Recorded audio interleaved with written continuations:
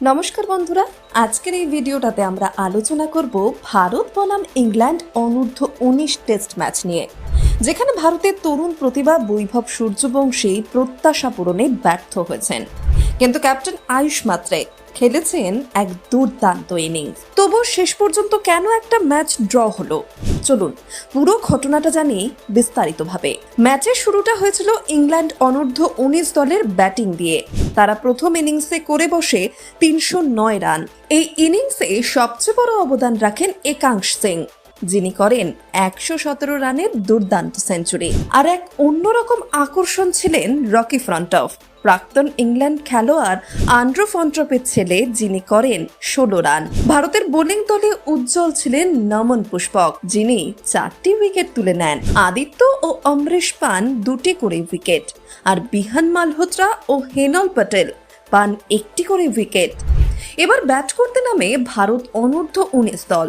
সকলের চোখ ছিল বৈভব সূর্যবংশীর দিকে, কারণ তিনি হোয়াইট বল ক্রিকেটে দুর্দান্ত খেলেছেন। কিন্তু টেস্ট ম্যাচে, মানে এই লাল বলের ফরম্যাটে তিনি একেবারেই ব্যর্থ। প্রথম ইনিংসে করেন মাত্র 20 রান।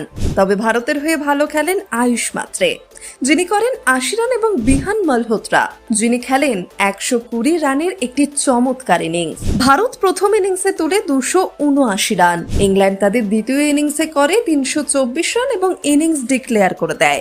ডকিন্স করেন 136 রান, আর অ্যাডাম থমাস করেন 91 রান। এতে করে ভারতের সামনে লক্ষ্য দাঁড়ায় 355 রান।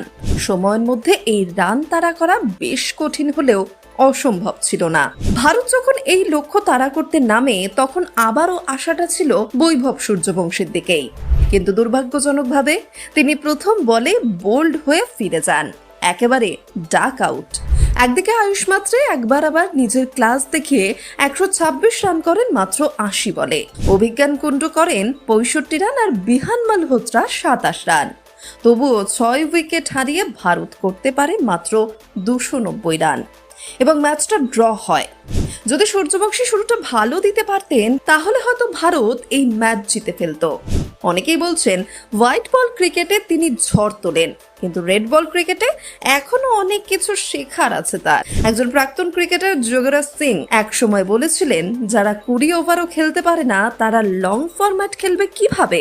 হয়তো সেই কথাগুলো এখন অনেকটাই প্রাসঙ্গিক লাগছে। তবে এটা শুধুই একটা ম্যাচ। একটা খারাপ দিন যে কোনো ক্রিকেটারের জীবনেও আসতেই পারে। আমরা আশা করি বৈভব সূর্যবংশী সামনে আরো ভালো খেলবেন এবং লাল বল ক্রিকেটেও নিজেকে প্রমাণ করবেন। আপনাদের মতে বৈভব সূর্যবংশীর এই ব্যর্থতা শুধুই কাকতালীয়, নাকি লাল বলের জন্য তাকে আরো প্রস্তুতি নিতে হবে? কমেন্টে জানাতে ভুলবেন না। ভিডিওটা ভালো লাগলে লাইক দিন, বন্ধুদের সাথে শেয়ার করুন, আর এমনই স্পোর্টস আপডেট পেতে STPN বাংলা চ্যানেলটা সাবস্ক্রাইব করে রাখুন।